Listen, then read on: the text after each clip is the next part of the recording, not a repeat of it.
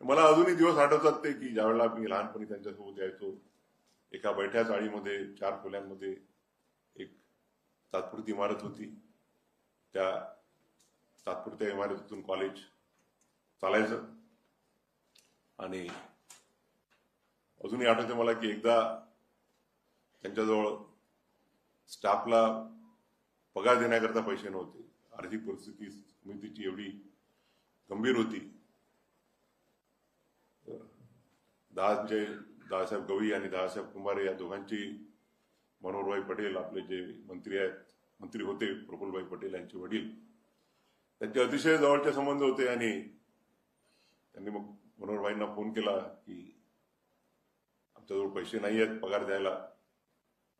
मनोहरभाई म्हणाले ठीक आहे, तुम्हाला पैसे देतो, पण एक अट आहे की तुम्ही दोघेही जण गोंदियाला या, माझ्याकडे जेवण करा आणि पैसे घेऊन जा.